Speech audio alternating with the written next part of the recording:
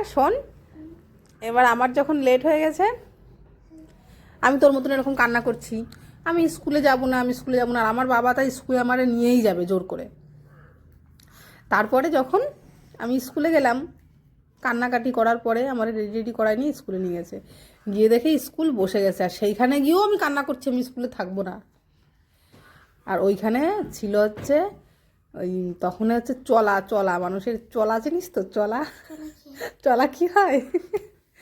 চলা হচ্ছে ওই যে কাঠ, গাছের গাছের গুঁড়ি কাঠ, ওগুলো ফাড়ে কেটে কেটে ওইগুলো দিয়ে জাল দেয়, ওগুলো রেখে দেয়, ওগুলো শুকানোর জন্য রেখে দিয়েছিল।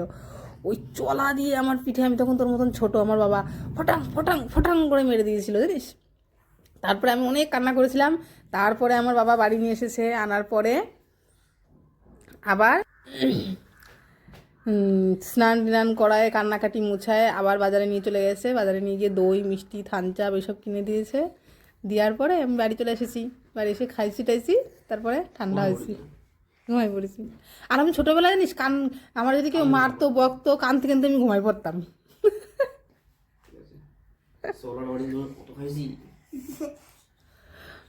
কান্না করতে করতে ঘুমাই পড়তাম।